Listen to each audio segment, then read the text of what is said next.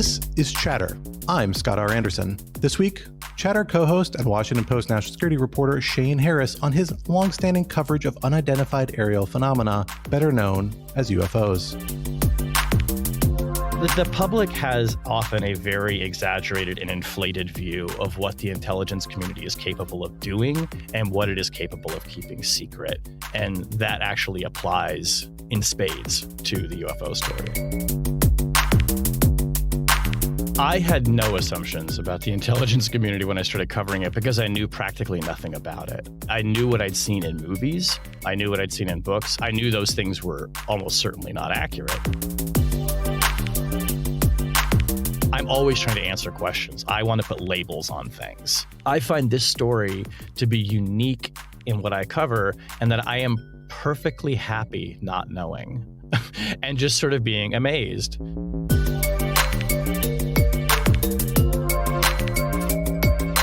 Shane Harris, welcome to Chatter. Not for the first time. It's so good to have you with us today on the other side of the microphone, so to speak. That's my line, Scott. Usually I'm the one saying welcome. Well, I appreciate you letting me borrow it for this conversation I'm excited to have with you. Yeah. So we are today going to talk about a topic we've had the opportunity to touch on before in a couple other forums, but never with a kind of dedicated focus that we're going to try and bring to this episode and this conversation. And that is, we're going to be discussing your experience as a national security journalist and reporter and somebody who follows issues in that space very closely. Your experience covering a very unusual issue in that space, and that is unidentified aerial phenomena, UAPs, or which is kind of the new nomenclature for what people traditionally know as UFOs, unidentified flying objects. You have spent the last several years, many years, covering this topic in various degrees for the outlets that you work for. You've commented on it. You've come on Lawfare. You are Lawfare's designated UFO correspondent, for better or for worse. Proudly. And you bring a really fascinating perspective as somebody who is, as a national security reporter, trained to be skeptical of the government, trained to understand how the government operates in those parts of the government that are beneath the surface and hidden in shadows a little bit more, dealing with classified information, things like that. And so your perspective on this, I think, is just uniquely valuable. And I want to dig under the surface and get into your thinking, how you process it, how you contextualize these sorts of things. And so thank you for finding the time to do that with me today. Yeah, I'm happy to do it. And I'm ready. I'm ready for all your questions. The deep psychological probing that this will entail.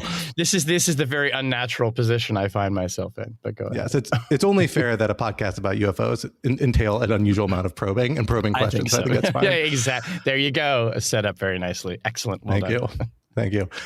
So, but let's start before we get into the subject matter at hand. I want to spend some time fleshing out the Shane Harris story for those of the listening audience who haven't had the opportunity to learn about your career and how you've come about doing the sort of work that you do.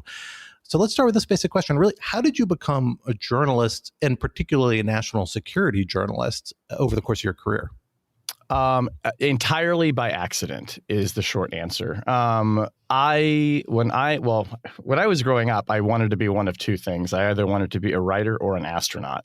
And there were two very specific interests that I had.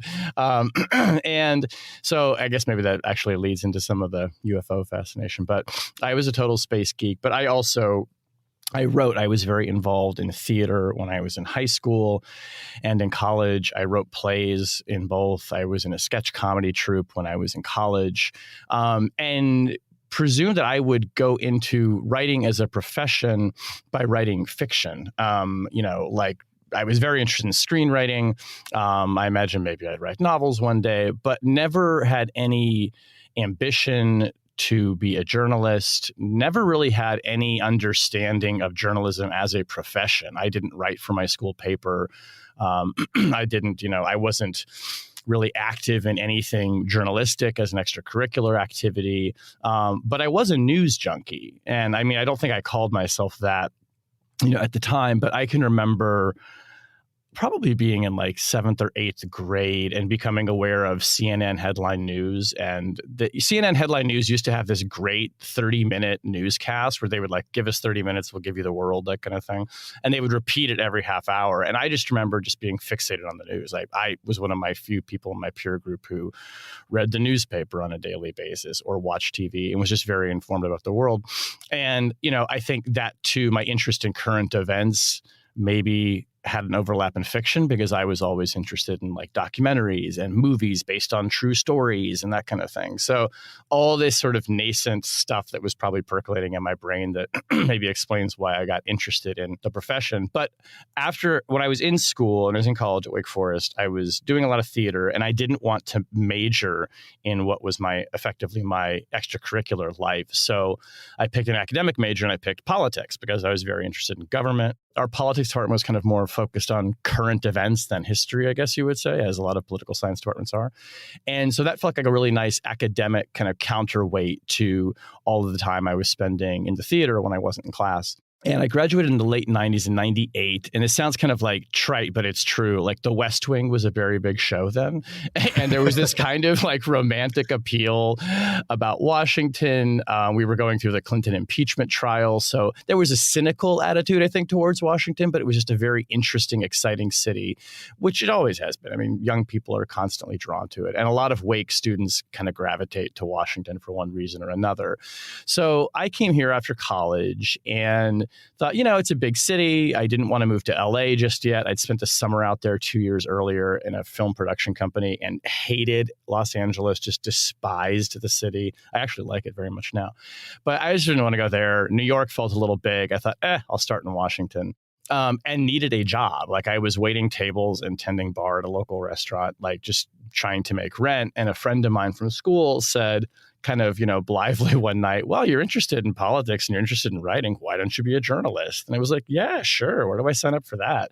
Like absolutely no concept at all of what it takes to be a reporter, how you work your way up in the profession. I literally looked in like the want ads, and Congressional Quarterly at the time, CQ, had this small magazine called Governing Magazine that they owned, or the St. Petersburg Times company owned it. Anyway, it was all part of the same family. And like on the CQ website, they were advertising a position at this magazine for a researcher. And it was basically an entry-level job. I was like, ooh, a magazine, glamorous. That sounds fun. I've seen movies about magazines. Like it was a magazine about state and local government management. I don't know anything about that, but that didn't seem to matter. I was like, it's a magazine. Cool. So I go and I interview for this job.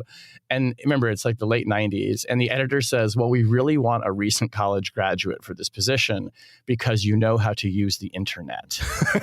And it was literally like, as in like, he's been trained on the calculator. It was like this novel technology that I learned how to use, literally learned how to use in college, a web browser. It was Netscape at the time. And they said, we think the internet has a lot of potential as a research tool in journalism. Hey, a lot of foresight on their part. Good for them. They were on it. So we were all just very naive. But to Governing Magazine's credit, they were one of the few publications with a website where they did publish a lot of their printed material. So they knew something was coming. But as an industry, we had no idea what the internet was going to do. And it was this kind of this moment where we didn't realize the profound moment of transition we were in. But what ended up happening was I ended up getting trained, kind of without my knowing it, by a lot of old school reporters and journalists on journalism. They were training me in the craft. I was doing fact checking of articles. I was, going out and searching sources for data for charts. I was, doing a spot interview here and there to help a reporter flesh out a story. And they were really teaching me the tools of the trade. And journalism is a trade. It is, as my first editor said to me, your job is not to be an expert. Your job is to be an expert in finding experts and in finding authoritative sources. And that was really appealing to me, I think, just kind of intellectually. And what was also really interesting was that the rhythm of a monthly magazine of starting out from scratch, assigning the stories, bringing them in, writing them, editing them, designing the art, finding the photographs, laying out the page, proofing the page, basically crashing at the last minute to get it out the door, that felt like putting on a play. the rhythm of it, the creative collaboration of it, the deadline nature, and the way that once you're done, you just scrap it all and start over and do it again. That's like theater. And to me, I just completely resonated with that and thought, whoa, this subject matter is new, but this environment is completely familiar. And I loved it. And I did that for a year. And then I decided I was going to move to LA. Some friends of mine who were from college, we started a comedy troupe out there. I needed another job.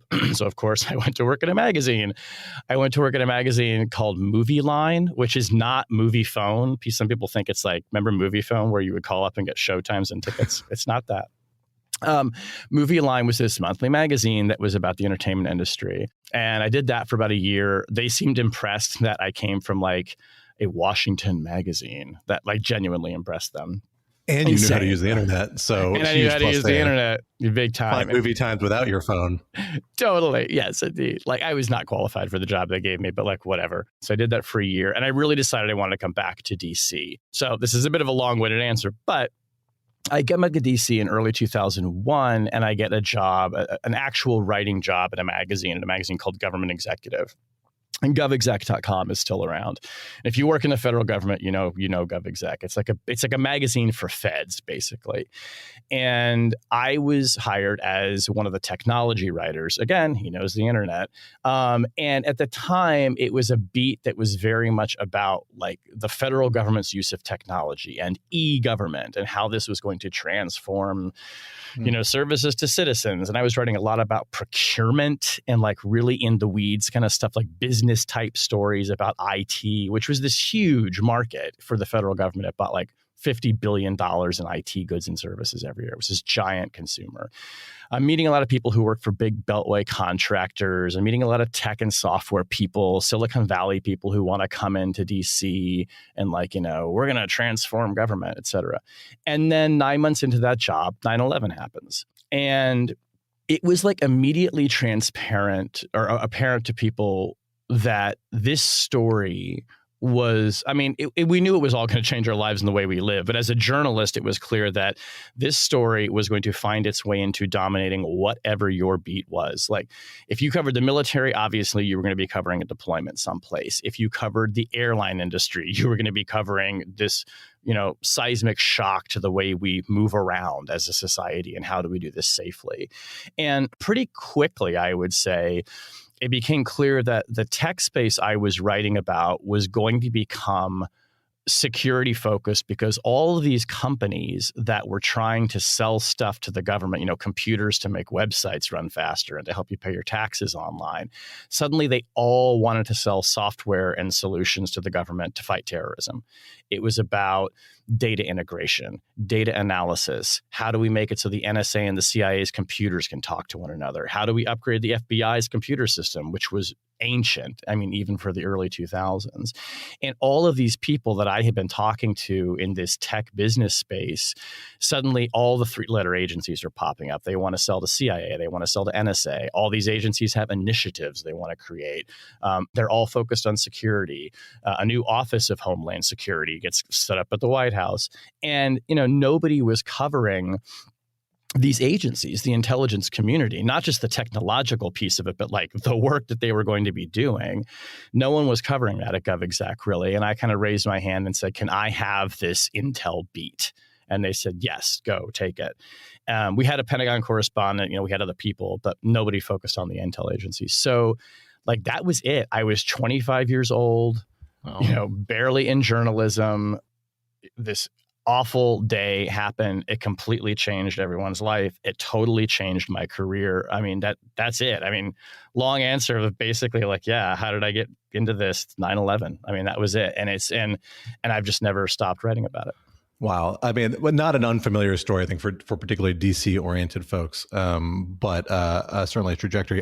I'm not going to lie. Part of me wants to spend this episode delving into your sketch comedy career in more depth, but I'm going to stick to the more sober topic. It's expressed in all the things I do. Yeah. There you go. Exactly. But I'll stick to the more sober topic of 9/11 and its aftermath, for better or for worse.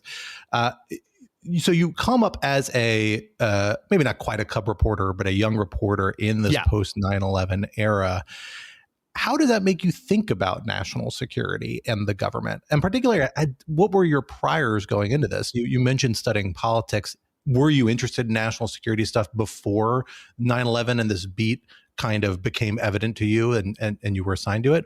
Or did you come to it relatively new, riding that post 9/11 emotional, psychological wave the country was riding of a great degree of jingoism and national solidarity early on, shortly followed by, at least in a lot of circles, growing levels of distrust, discomfort, frustration at times with the government. How did it shape how you think about national security as an enterprise, as an outsider trying to break in, as a journalist trying to understand what's happening? I think looking back on it, I was always interested in national security and foreign policy, but I never would have been able to articulate that. So I have like vivid memories of some kind of key moments growing up. I mean, so I was born in 1976. I mean, I very much vividly remember, the period from like 1983 to around 89 as one of great fear, but also great promise. I mean, we genuinely all, like as kids, wondered if, we were going to die in a nuclear war. We wondered if, like Red Dawn, the Russians were going to land in our backyard.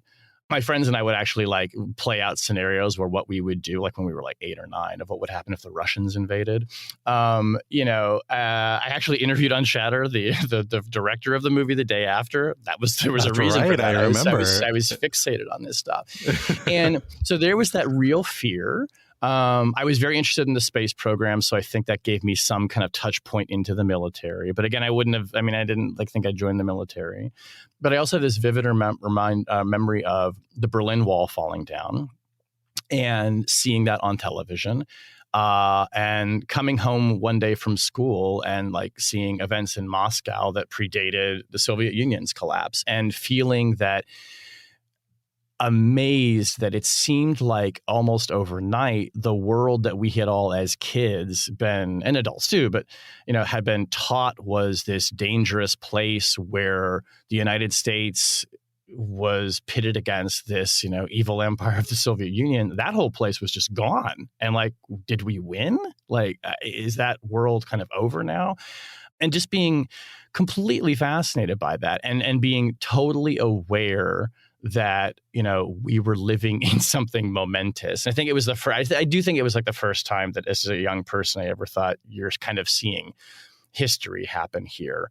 And then it was the first Gulf War was in 90 or 91, and that was live on television, and that was just a kind of a transfixing experience. So all of this stuff, I was just riveted by it. I think in ways that certainly a lot of my peers didn't really pay attention to. So I think that I kind of was maybe primed for thinking about national security and foreign policy because it had been a story that I'd paid so much attention to growing up. And I liked spy movies and, I liked war movies. So when the opportunity arose to write about intelligence agencies, I think that there was already kind of a natural affinity for that world. But what was also super interesting was just as a journalistic exercise, suddenly these agencies like CIA and NSA and others were front and center in this new emergency that had enveloped all of us. And it was, and it was all anybody was talking about in Washington, which was that this is going to be a war fought by the intelligence agencies. We're going to have to preempt these terrorist attacks. We're going to have to figure out what they're about to do before they do it. And, to me, that was so exciting because here was these organizations that now the stakes could not be higher for them. And they were all talking about transformation and how, we no longer are fighting communists in the Soviet Union. Now we have to adapt to this network enemy. And like they were just going through this just tumultuous change. And as a writer, that is just the most fertile territory for drama, for great stories and writing. The stakes are huge. They're up against a wall. They're racing the clock. Everything is unfamiliar. They're having to change what they do. Oh, and by the way, they're highly secretive organizations that aren't supposed to talk about what they do. And if you're a reporter, you're just like, let me at it. Oh, I'm not supposed to know about this? Yes, please. I would like to investigate you. So I think that I kind of came at it from just, having some of that background, but also just thinking like, my God, this is an amazing story and I want to write about it and I want to know as much as I can. And I kind of have never stopped being curious about that world.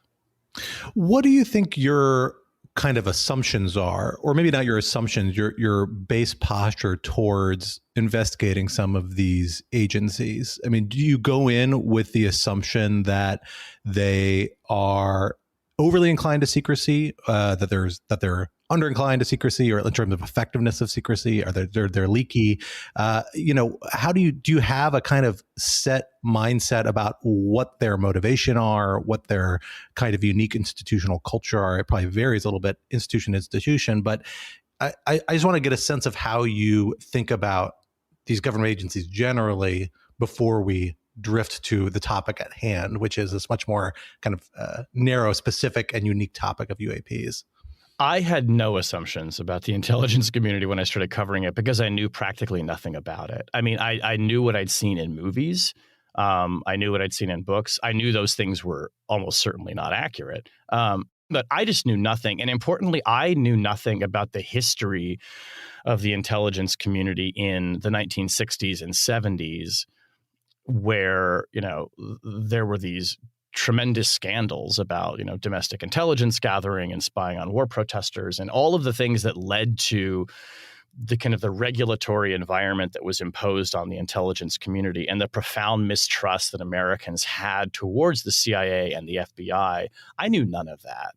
So my education started actually with former intelligence officials who had retired before 9/11, but like fairly recently before 9/11, were now working for contractors. So they had their business was trying to drum up, contracts with their old agencies for the places they work now.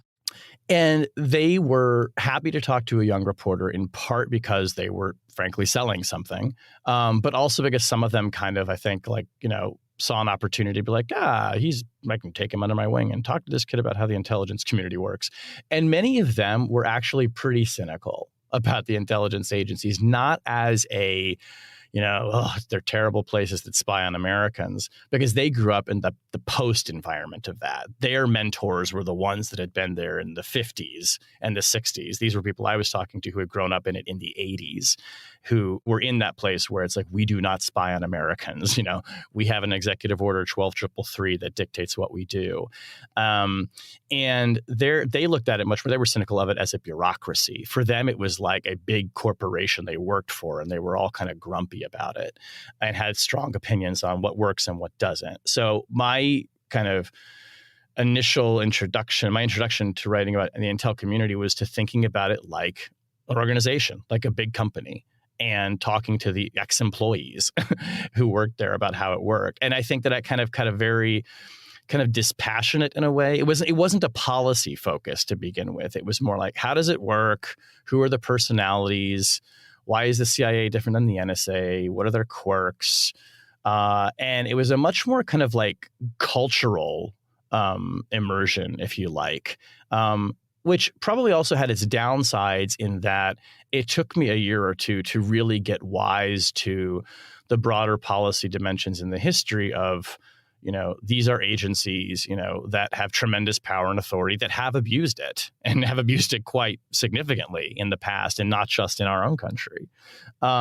So that was part of the education as well. I was lucky in that my editor at the time at Government Executive, she was a very objective journalist and she was great, but she was just like an amazing super lefty who protested the Sandinista, or protested the Reagan administration's intervention in Nicaragua in the 80s. I mean, she was just like, but she kind of kept it under control, but she was the one who was always kind of like nudging me and being like, you might want to look into what the CIA once did.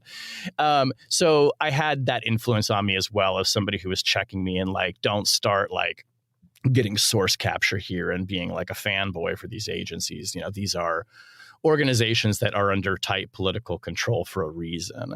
So that kind of is how I came into it. Very organizational, with then kind of becoming wise to its history. But I mean, always with a focus on what are they doing and what is the task and the mission in front of them. And I got to say, for the most part, most people that I encountered, and then when I started meeting people who worked in the intelligence agencies, what impressed me was that, they're normal people who like live in the suburbs and they get up and they go to work every day. And it's like a job, except like the job is really freaking cool and really unusual sometimes, but they're just trying to do the best they can, by and large. And I think it taught me kind of to see them not as superhuman, and also not as evil.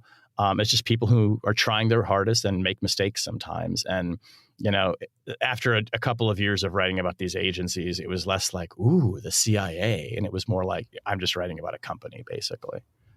That's so interesting. But let's shift the topic now. We're 20 minutes in. We've been teasing people now. Let's shift and actually have to the topic at hand about UAPs or UFOs.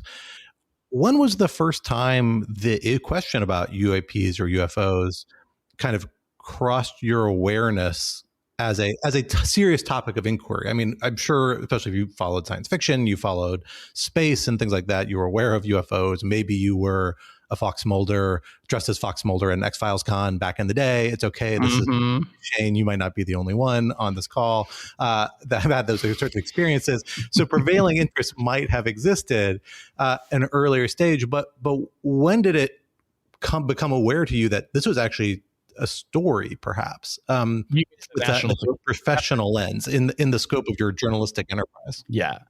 Oh, okay. That's easy. I mean, like, so first off, yes, loved the X-Files. Loved movies about aliens. Contact was one of my favorite movies. So all of that were my priors, right? Just very, very primed, like a believer kind of thing. You know what I mean? Like, not necessarily like a believer in the whole, like, communion, alien abduction thing, but like, as somebody who, do I believe that there is extraterrestrial life in the universe? I'm pretty certain that there is. It seems like mathematically like impossible there wouldn't be. But yes, big sci-fi kind of fanboy, but I was very interested in ETs in particular.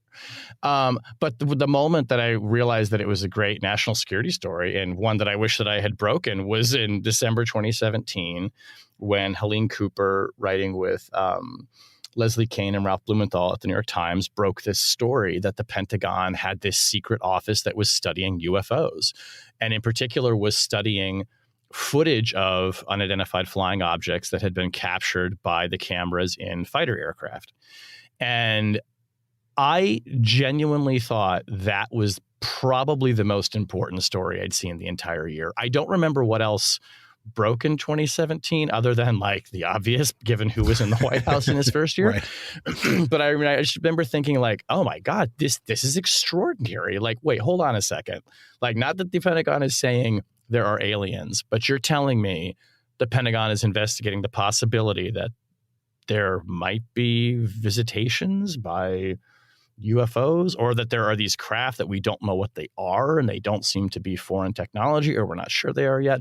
I just found that to be a huge story, utterly important. And what I liked so much about it too, I must admit, was that nobody was saying it's aliens. It was, we don't know what this thing is. These things are. We should investigate them. They could be a national security threat. That's what we do here at the Pentagon. We protect against threats. And I just thought, like, this is totally rational. This makes all the sense in the world that they would be looking at this. And it was very hard to dismiss because nobody was saying, oh, it's little green men. And it didn't sound conspiratorial. It just sounded like, of course, the Pentagon's looking at this. And it was written in this very sane kind of way. It had that amazing footage that went with it from these video captures. And it was truly like at that moment where I thought, okay, this has been a story that's been out there for some years. It's great that they broke it. I want to know more. And, that really is the moment too, where the national security community starts to have a different kind of conversation about UFOs, and one that is not,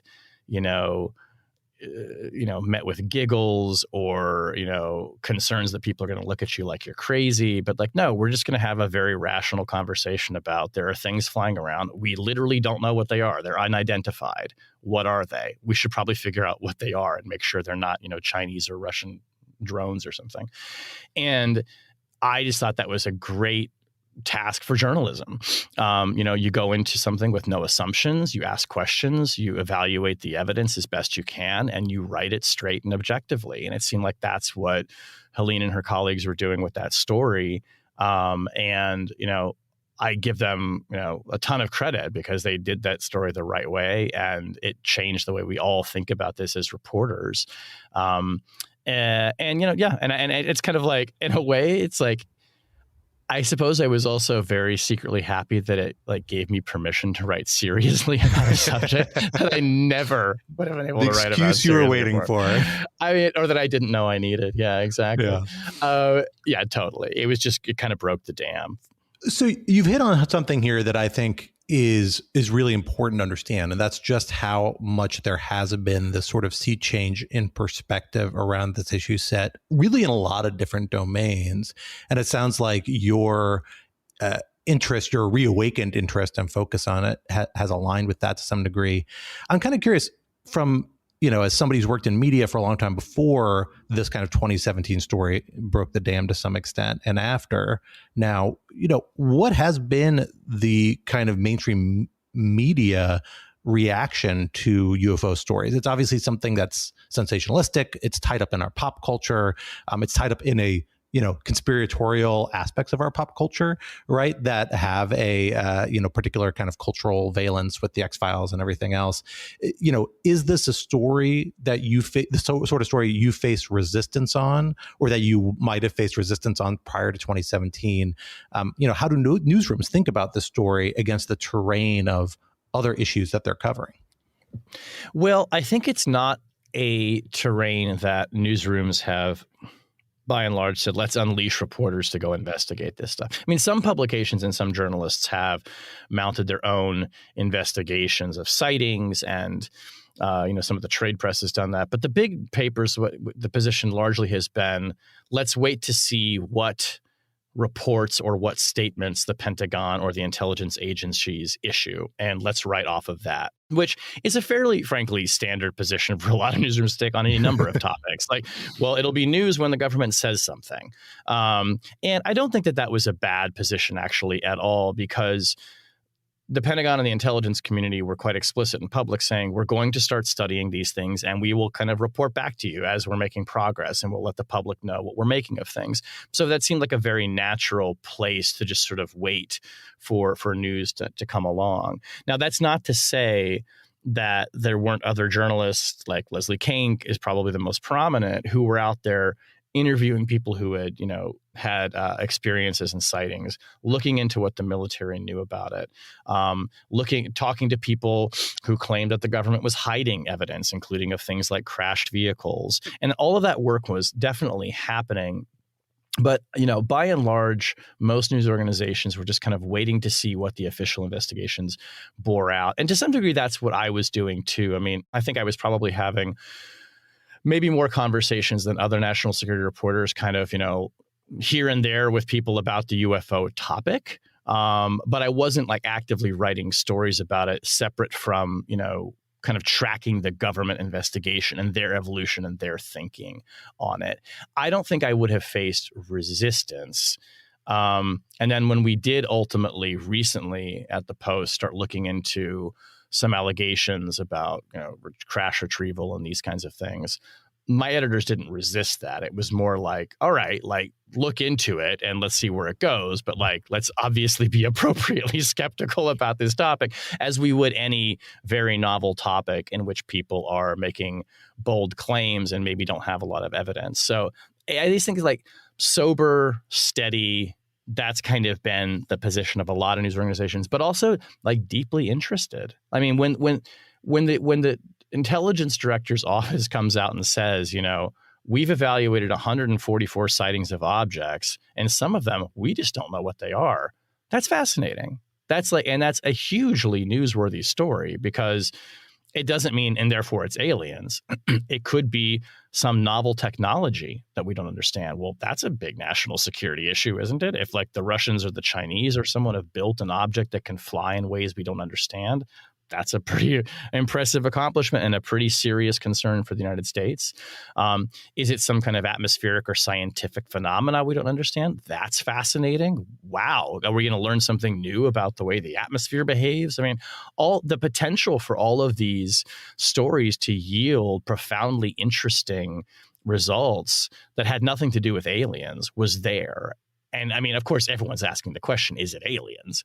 So I think that helped maybe make some newsrooms a little more willing to take the subject seriously, because it wasn't just presumed what these things are. And if the intelligence agencies were willing to come out and say publicly, hey, we don't have an answer for this, when usually you think of these agencies as trying to definitively say and answer a question, that was unusual too, and newsworthy. So it was the whole environment for writing about this stuff was just a lot more mature and grown up, frankly, and curious than it had been probably, prior to 2017, when the Times broke that important story, and subjects about, UFO sightings were basically like you were writing about Bigfoot. I mean, you're just doing like urban legend stuff. That way it was just not taken seriously. And it's like, it's maybe fine for the History Channel at 1 a.m., but it's not for the Washington Post.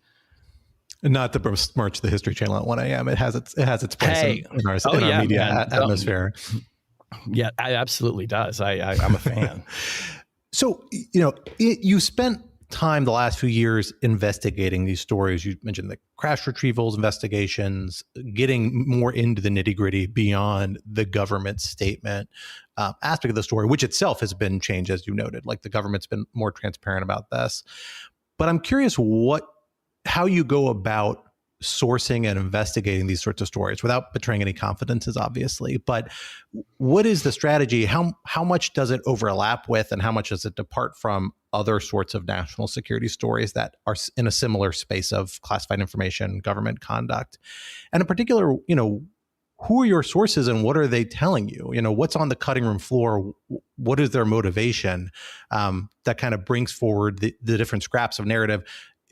My understanding is, although correct me if I'm wrong, you are getting a lot of information. Only some stuff rises to the level that you can verify it, that it warrants a news story, right?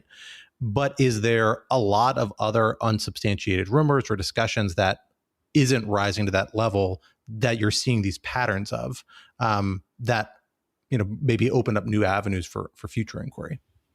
Yeah, I mean, it's interesting because the sources of information on this subject are often not all that different as a category than the kinds of people I deal with every day on other national security related stories. They're people who work in the government. They're people who work in intelligence agencies or adjacent to them, maybe on a congressional committee, or perhaps at a contractor or an educational institution.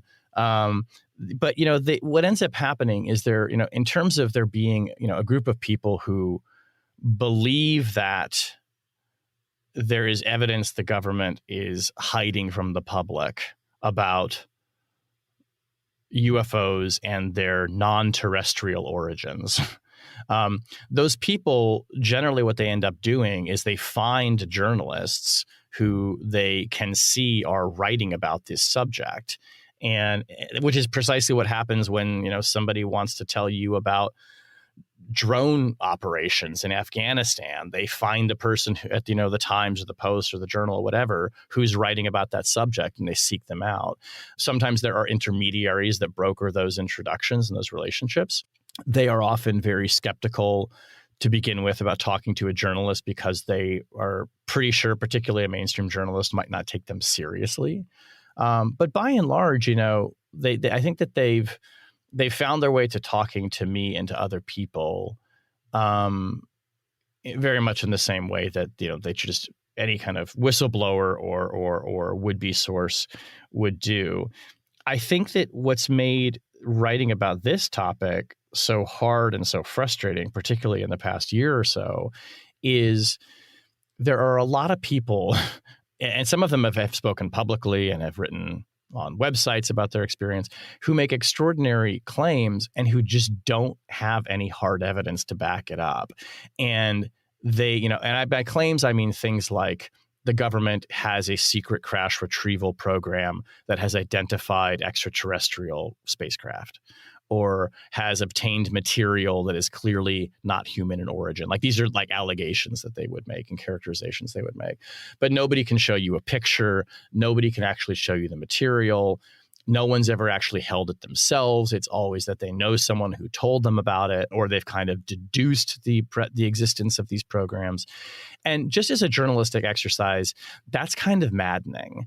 And it's not that we as journalists don't use secondhand accounts. I mean, we do all the time. I mean, we talk all the time to people who were, briefed on an intelligence report, right? We don't see the intelligence report. We trust that our sources are accurately conveying what they were briefed on.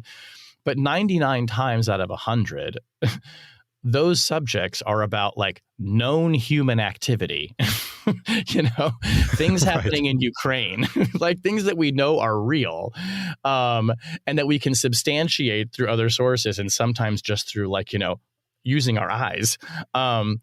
This is different when it comes to UAPs. You're talking here about people who are making allegations about something that is utterly novel by definition.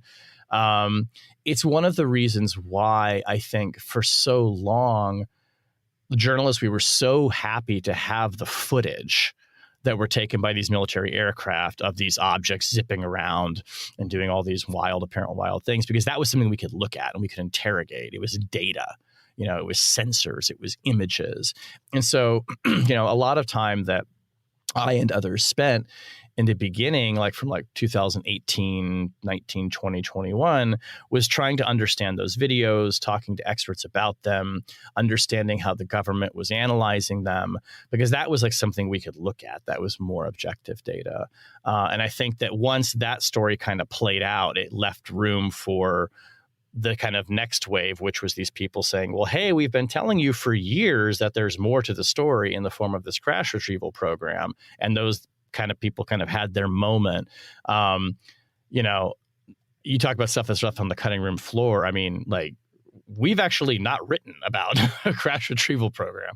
And when I investigated that, I mean, none of it rose to the level that I would put in a story. People have now testified publicly about their experiences and their claims, and that's a matter of public record. And I suppose you could write about what they say.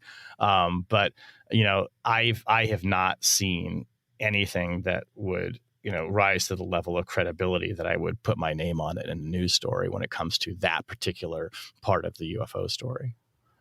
So I think the classic explanation you will get from people who want to believe in these stories, who do believe in them, as to why you would have all these secondhand rumors, which I take to be not an uncommon phenomenon, not maybe wildly common, but it sounds like there are multiple people who have been making claims along these lines over the years, with ties to government, have some perhaps claim to credibility on a certain level, but are still only relaying these secondhand sorts of claims. The excuse, I think, is conspiracy, is cover up. It's the Men in Black phenomenon that we know from X-Files or wherever else, which is the idea that the government is very aggressively and savvily and capably suppressing information about this, hiding it, concealing it. What is your sense of that sort of argument, that sort of claim, and how does it line up with your experience with the government's work in other spaces? Do you find that to be a possible or plausible explanation, or do you find that implausible and that feeds into your assessment of the credibility of these stories? It's interesting because, one of the first questions you asked me was what were my prior assumptions about the intelligence community when I started writing about it. And I remember one of the first kind of aha moments that I had as a kind of journeyman reporter was when I realized that the intelligence community, and this is true of the government, is so big and so cumbersome and so bureaucratic, and there are so many people involved in it, it could never pull off the conspiracies that it is alleged to have committed over time. I mean, it was, I remember having these moments of realization, talking to, people who had worked at very senior levels in the intelligence community about or things around whether the government caused 9/11, or was behind 9/11. And you realize it's not capable of the vast grand conspiracies that it's been charged with committing, which is not to say that it can't, the CIA hasn't mounted a coup someplace, but the things that the intelligence community is said to have done, particularly on if you take crash retrieval, for instance, I mean, there would be thousands of people knowingly engaged in a decades-long campaign to suppress information from the public about one of the most astounding set of facts in human history. Like, no, they wouldn't be able to keep it a secret. They wouldn't be able to pull it off. There's something about conspiracy theories that are very appealing to people because they sort of bring these mega institutions in a weird way, like down to the level of just like basic human venality and like, yes, we can understand you and you're corrupt and we know what you're. No, I mean, it's like they're not. I guess I'm not articulating this the way I want to, but they're not that sophisticated. It's these schemes and alleged plots are they're too elaborate for an intelligence community to pull off and keep secret.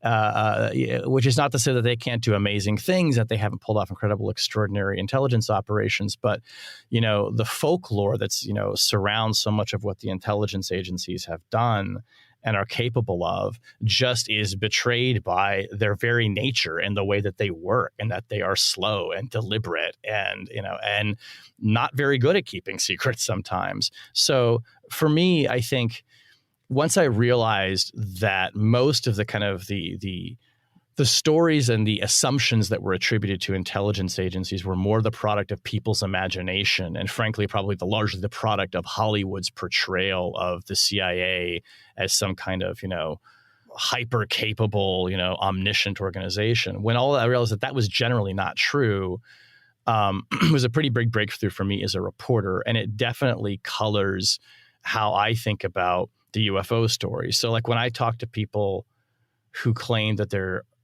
is, a hidden spacecraft, and that a government contractor in California is hiding pieces of it, these are claims that I've heard from multiple people. I asked them, I said, well, how come nobody's ever talked about it? Like, how is that fact a secret for 70 years? Why hasn't somebody shown it to us?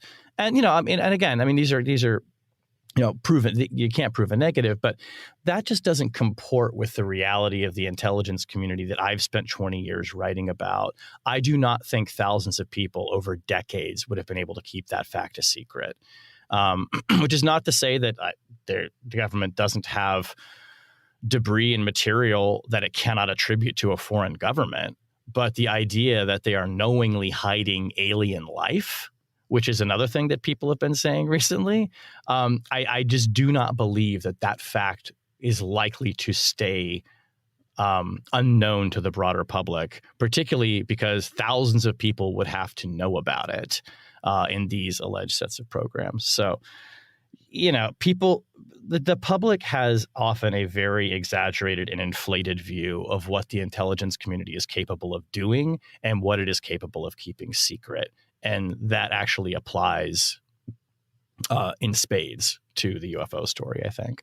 So we're in this era of growing transparency, at least what looks like transparency, I should say, by the government. All right. Since this 2017 story broke, really, we have started seeing, in part in response to congressional pressure, but not entirely, more reports, more reports, more acknowledgments by government agencies that they are, in fact, looking into these things, often asserting that they don't know what they are, that it's a mystery to them as well. We've seen, 10, 12-page reports that are the unclassified, pulled together summary of longer reports or larger bodies of information that basically say something to that effect, which is that, yeah, these things happen. We don't know much about it. How do you frame or how do you view those claims by the government in this particular era? Is your sense that the government actually is being more transparent? I mean, they're obviously not throwing the doors open, but are they showing us the tip of an iceberg that is an iceberg? Or is there reason to think that there might be more subterfuge and obfuscation still happening in regards to this sort of issue set? Well, that's an interesting question. And so I want to say just at the outset, I have no evidence that the government is knowingly hiding evidence of, extraterrestrial life. Like, I have seen zero evidence to support that. That doesn't mean they're not, but I have seen no evidence of that. And for all the reasons I said before, I don't think that fact would stay secret. I think that the government has been remarkably more transparent in revealing the abundance of information that it has on these strange sightings. And by the way, one reason it's collecting more data about UFOs is because, as a matter of policy now, the military tells service personnel, if you see an unidentified anomalous phenomena, as they're now calling them, report it. Like, don't be afraid that people are going to laugh at you, like, say it, because we have now discovered that some of these things actually are adversary aircraft. I mean, some of these things are probably sophisticated Chinese drones, and we, the military, need to understand them and process that information and keep track of this stuff. So I think that they're being more transparent about it, but not necessarily for the reasons that some people might think. Like, I don't think that the government is slowly warming the public up to the idea that we have been visited by, beings from outer space, and that this is kind of like, getting us in through the shallow end. I think that they're being more transparent about this stuff in part because some members of Congress are demanding it as a national security imperative. Because military does want to see new funding for countering things like, Chinese and Russian hypersonics. There's just more stuff being captured and reported, so they kind of have to address it. But the government also has been pretty reluctant in some cases to reveal too much for that classic concern about exposing intelligence sources and methods. I mean, there was a moment maybe a year ago or so when two top Pentagon officials were testifying in Congress, and it was kind of like, it was a momentous hearing because they were the most senior officials ever to have testified about the UAP topic in front of Congress. And, it was kind of, they had to like clear the air in the beginning. And there were some chuckles like, we're not here to talk about little green men, blah, blah, blah. But one guy was like, but I am a big sci-fi fan. So it was kind of like, they kind of like took the tension out of the room a little bit. And at one point, I remember asked one of these officials about, have you ever retrieved strange craft or debris from underwater? And it was one of those questions where a member of Congress kind of like asks it, and that the member of Congress kind of knows the answer, but he's going to ask the question and see what he can elicit publicly from the witness. And as I recall, the official said, Congressman, I don't want to talk about that here. I'm happy to talk about it in closed session. And, the conspiratorial person might look at that and go, aha, he's asking him about the underwater spacecraft. And what I looked at that and said, like, he's not going to talk about it because how the United States military retrieves objects from the bottom of the floor of the ocean is like a really secretive operation that involves all kind of sensors and activities that this official is not going to talk about in public and in any way reveal the capabilities of the U.S. military and the intelligence community. So a lot of the conversation that the intelligence community has been having about these phenomena is restricted by how much they want to say about how they know certain things or where they have retrieved certain things. Like if you were to say, yes, and we retrieved this X feet down in the water using the following submersible in the following location, well, you would have just revealed a ton about where, deep sea intelligence gathering might be going on. And they're just simply not going to do that. So, there's also, I know from talking to people who do believe that there is a crash retrieval program, that there are very sophisticated, sensor images and possibly even satellite data that has been used to capture images of UAPs. Doesn't mean they're aliens, but that is not stuff that the government is going to put on a website. That is very revealing of intelligence gathering capabilities and of sources and of methods. And so when you see the government being cagey, it's not that they're hiding aliens. They're hiding the way that they spy on Russia and China and the way that they gather information that in the course of doing that, they're picking up a lot of, sensor data and possibly even images of these unidentified anomalous phenomena. So I always just try to keep that in mind that, it's not that you asked, are they showing us the tip of an iceberg? Probably, but that doesn't mean that behind closed doors, Lloyd Austin and Ron Moultrie and all the Pentagon heavies, you're like, well, we can't show them the whole alien iceberg. It's like, yes, you're seeing the tip of an iceberg of a massive intelligence gathering by the United States government and the United States military. And they're showing you a peek of that and being honest about the moments when they can look at an object and say, we don't know what that thing is. And we're now willing to tell you we don't know what it is. You've mentioned it a few times, but I want to squarely address it now, just because earlier you said, you crunch the numbers, you think that, in fact, there's a good case to be made. There is alien life in the universe. But how do you think about, the ET question, this idea that, alien life might be involved in any of these sorts of phenomenon? Is that something, how should we be thinking about that as a possibility based off of the evidence you see in the accounts that you've heard? Well, I mean, I haven't seen any evidence that it's alien life, obviously, but could it be? Yeah. I mean, I am open-minded to this. I mean, Lawfare podcast listeners know my priors. I want to believe, and I'm totally open to that possibility. I think, though, that we do have to approach the question, rationally and try to do it to some degree with our understanding of, physics and, material science and whatnot. I am not one of those people who believes that, if aliens have visited the Earth, I mean, there are those who, like you say, oh, well, then why are they just observing us? And why would they bother us? And why wouldn't they just harvest us? I mean, I don't know. I mean, if you're willing to entertain the possibility that extraterrestrials have visited the Earth, I don't think that you should tie yourself into knots wondering why they did it. I mean, those are interesting questions to explore. But maybe we just start with the basic: did they or did they not come here? I don't know if what we're looking at in some of these more extraordinary images is evidence of that. What I do know is that in many of these, particularly in some of the images captured by military aircraft, the government has actually attributed some of these things to adversary aircraft, atmospheric phenomena, weather balloons, optical illusions. I think there's one of the more famous pieces of footage involves something called the Go Fast, where there's this pilot that's tracking this object that seems to be just flying at amazing speed over the surface of the ocean. And the pilot is just kind of giddy with excitement over this. He can't believe what he's seeing. If I'm not mistaken, that has been attributed to basically an optical illusion, that the thing that he's watching move is not moving as fast as he thinks it is. But then there is the famous flying Tic Tac video, which is the one that shows this capsule-shaped object hovering over the water. And it was not only witnessed by 4 pilots in 2 different planes, but it was picked up on their sensors. It was picked up on sensors of the U.S. aircraft carrier Nimitz. That still hasn't been explained.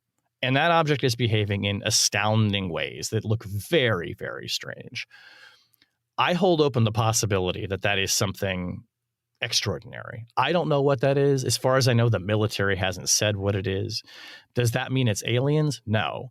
But I do think that if you're going to entertain them, if we're going to actually talk seriously about unidentified anomalous phenomena and things behaving very strangely, we just have to be willing to entertain the possibility that it might be something that's beyond our understanding. And I'm very comfortable just kind of dwelling in that mystery. It's very weird, I think, as a journalist.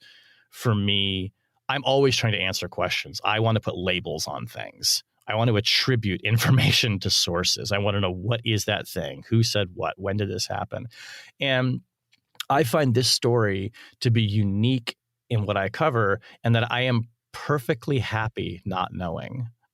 And just sort of being amazed and kind of just floating in the wonder of it all. And maybe the military will figure out what it is. I mean, some of these more extraordinary videos, they have finally given answers to them. And I say, great, that's wonderful. Now we know what the hell this thing was. So I don't mind kind of just having that, bit of mystery and entertaining that maybe it's not extraterrestrial. Maybe it's interdimensional. Who knows? Let your mind go wild. This is the part where the fiction writer in me gets to play with the journalist, and they get along very well on this topic. I don't know. I still am very open to the possibility of it. To me, the question of is there alien life in the universe is like not even an interesting question. Again, I'm like, well, it's crazy to me to think that there's not. I mean, how in the vastness of this universe do we presume that we're the only intelligent life form? That doesn't make any sense to me. The question of why they would visit Earth is a whole other, kettle of fish, obviously. Or how, for that matter. Yeah.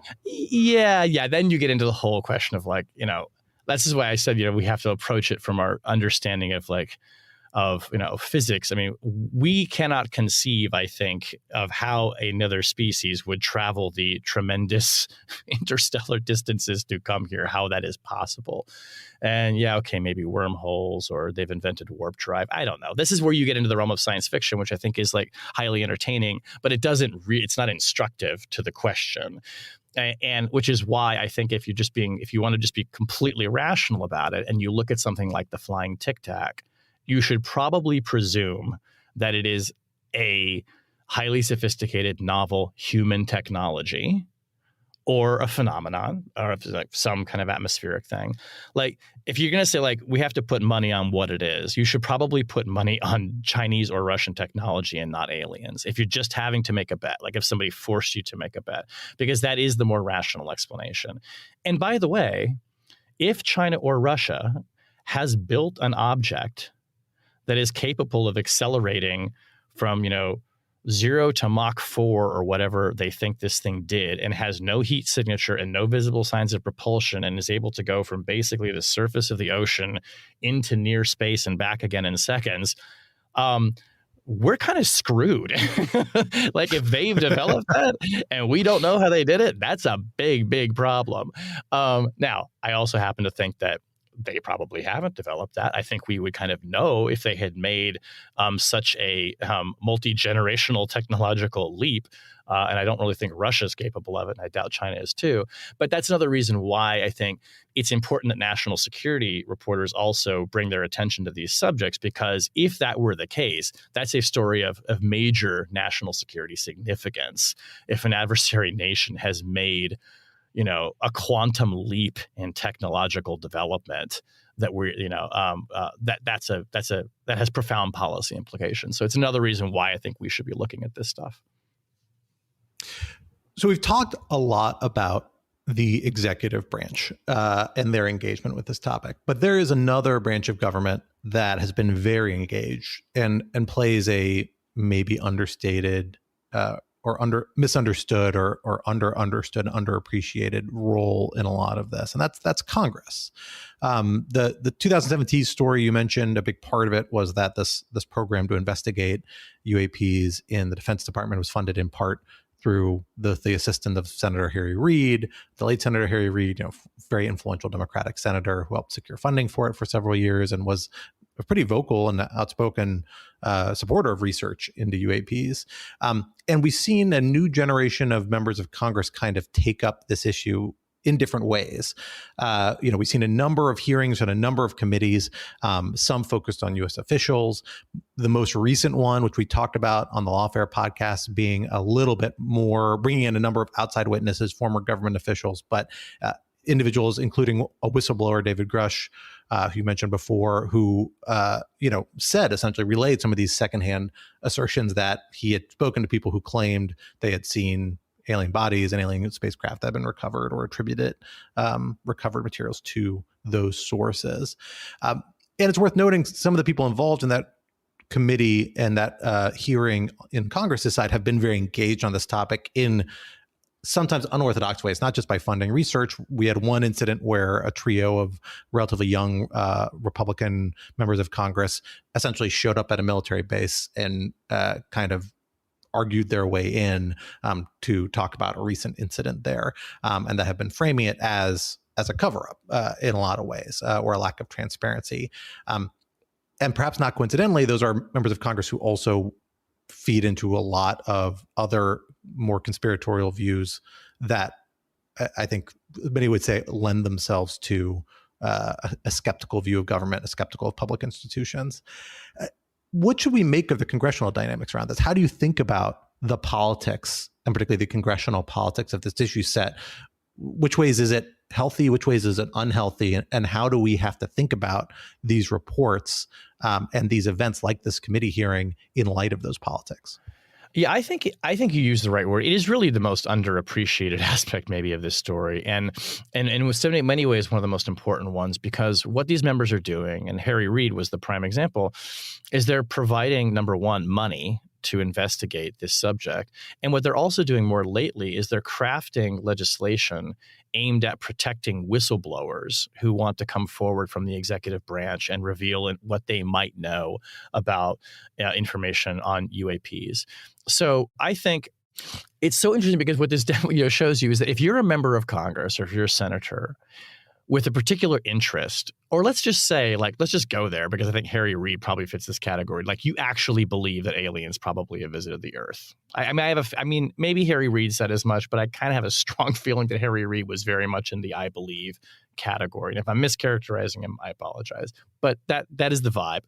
And you have the power to authorize millions or tens of millions of dollars and write law and demand testimony on this subject. You have powerful tools as a lawmaker to then investigate a thing that makes you curious, right? And that is quite controversial and many people would regard as crazy. I don't personally, but many people might. So that is just a fascinating part of this subject. And so much of what we're learning about UAPs and the executive branch's assessment of what those things are that are flying around or floating around out there is because lawmakers are pressing for it. And, are they getting full answers? No, I think they're not. Are some of them frustrated? Yes. Some of their pressure for demanding transparency on this issue from government is not motivated so much by a suspicion that they think the government's hiding evidence of aliens. It's because they think that the government and the military have routinely lied about other important matters to Congress. I mean, I'm thinking of, Senator Gillibrand, who has written some of the key legislation on whistleblower protections. I mean, she has a history of, going toe-to-toe with the military over issues of the military hiding evidence of sexual abuse in the ranks. And I think probably is fair to say believes that she's been misled by senior members of the military. So some of these lawmakers are coming to this saying, you've hid things from us on important known topics before, so I'm going to bring a hammer down on you in other ways too, because I don't trust that you're always being straight with me. And that is the job of Congress, of course, to demand answers from the executive branch and to be a check. So they've been, I think, generally speaking, pretty helpful on this subject. I mean, some members of Congress, I think, have gone out and have said things that sound a little wild and maybe, are exaggerating what they know. And that's not been super helpful. But by and large, Congress has taken this seriously and has taken closed door testimony from whistleblowers and tried to get to the bottom of claims around things like a crash retrieval program. So, that's another part of the whole evolution in this, is that lawmakers actually feel confident enough to go out and have a grown-up conversation and a hearing about this and don't think that their constituents are going to think they've lost their minds or laugh them out of the room. And that probably to some degree reflects, a general public belief that, yeah, we should be looking into what these things are. And, I don't know what the polling data says on this, but many people have believed that they've seen something strange in the sky. And so I think that lawmakers probably feel that this is somewhat safe ground for them to explore, as long as they are doing it in that objective way that's not making any presumptions about what these things are, but is simply saying, let's figure this out. But that it's been a really, really important, underappreciated part of the story. How much further they're going to be able to go, I mean, we'll see. I think that the recent hearing by David Grush, who is this man who worked at the National Geospatial Intelligence Agency and worked on a UAP task force, I think that testimony may have set back some efforts to get greater transparency and might make some members of Congress maybe more reluctant to push for answers to questions in the future, because some of his claims were so extraordinary and he had no evidence. And I think that he came across I don't want to say unserious because he's a serious person, but I don't think that was a confidence, boosting exercise, that testimony. And I think that it gave people who are skeptical of the UAP story the chance to go, seriously? Like, this is what we're doing, is like the guy's going to testify about he thinks that, or he's alluding to the fact that he thinks that people have maybe been killed for what they know about UFOs. And he did kind of seem to allude to that. It just was a very, I think for people, and I'll put myself in this category, who want to see more objective, level-headed discussion about this subject, it was not an encouraging performance. And I'm concerned that it's going to make some members of Congress gun shy about asking questions. So I want to take our whole conversation today and kind of distill it down into some Shane Harris life advice for people thinking about this issue set. Look, you're a journalist, an experienced journalist, and that above all else, I think, trains you to be a critical consumer of information and of news, to think about how to frame stories that are reported, information you get from third parties, how to kind of sift through and say, okay, here's how I'm going to process this and turn it into what I think is a semblance of reality and do something responsible with it, perhaps as an additional step. What is your advice in terms from a, let's say, media literacy sort of perspective for how people should approach these stories and this sort of phenomenon? And does that lend itself to any particular kind of policy valence for our more policy-oriented listening audience? What does that mean in terms of what Congress and the executive branch and other groups should be thinking about, and what we as citizens should be pushing them to do around UAPs and related issues? I mean, I think my advice to people is probably informed by just the way that I do journalism, which is when somebody makes an extraordinary claim, ask them how they know that. What evidence do you have to support this? What are you basing this claim on, or this analysis on? And basically, make them show the work. And I think that one of the ways that this discussion around UAPs has been good and has succeeded is when we have things like video evidence, and we have the government coming forward and saying, we've analyzed this and here's what we think it is, or we don't know. When we bring sober, objective, rational thinking to the question, and we don't start to drift into the land of supposition and hearsay and deduction, and in search of evidence to fit an outcome that we would prefer. So, I mean, it's basically that. It's go slow. Ask for the receipts. Do what a reporter would do, and understand too that in the environment that we're in right now, in the media environment that we're in, where lots of people have websites and podcasts and are giving a platform to people who have made some pretty extraordinary claims and who I think genuinely believe what they're saying. I don't think, like Dave Grush is an example, I do not believe he's lying. I think he genuinely believes what he says. There is an entire media kind of industry built around elevating this information and these claims and putting these people out there. And if you just spent time listening to that or finding these videos on YouTube, you might come away from this thinking like, why isn't the Washington Post paying more attention to this? Why isn't the New York Times writing about this? And the answer is we are paying attention to it. There's a reason you're not seeing some of these stories in the pages of major American newspapers. It's because they don't meet our standards of what we report. And I think that people should bring the kind of journalistic skepticism to this question.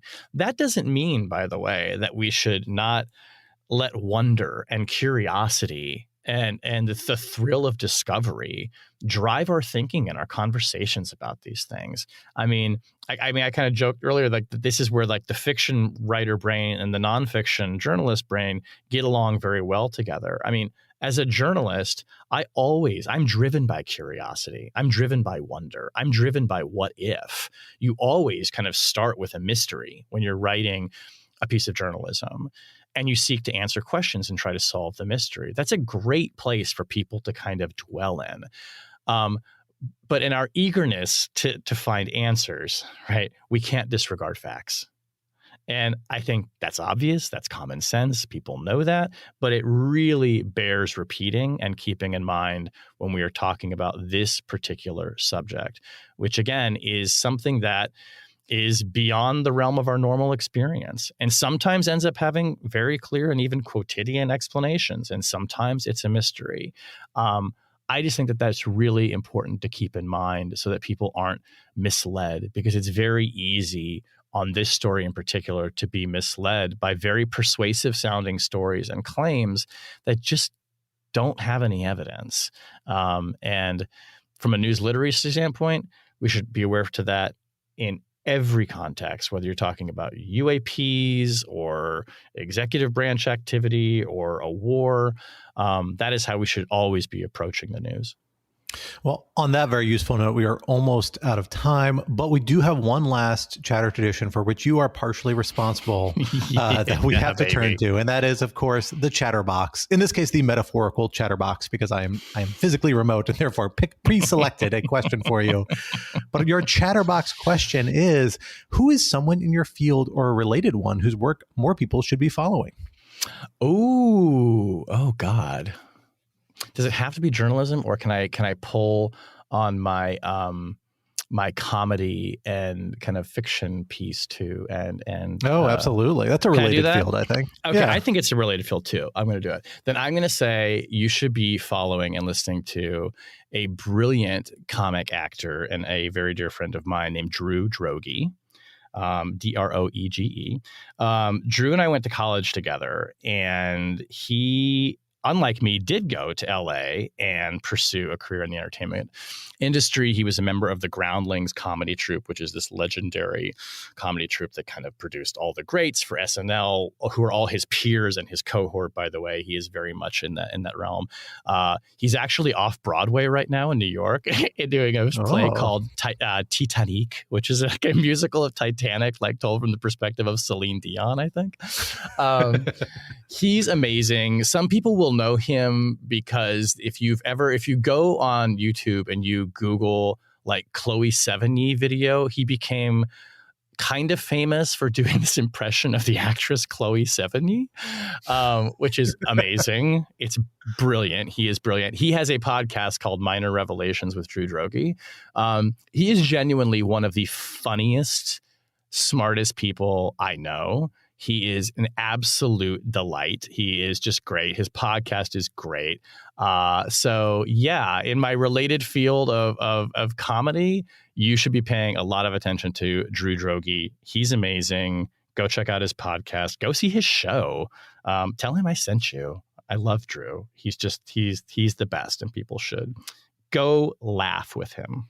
Well, that is a wonderful suggestion. I am pulling him up in my podcatcher as we speak. But we are sadly out of time today. But Shane, thank you so much for coming on Chatter in a different capacity this time around. Your work in this area is so useful and invaluable. I think your perspective and getting into the brain of Shane Harris on UAPs is a super valuable perspective for those of us like me who think about this stuff and want to think about it critically but openly. And it has been a super useful conversation. I'm sure listeners will agree. Thank you so much for joining us.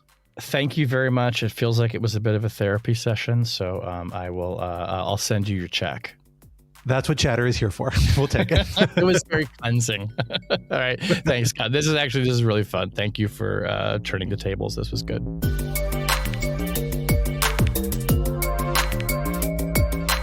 That was Chatter, a production of Lawfare and Goat Rodeo.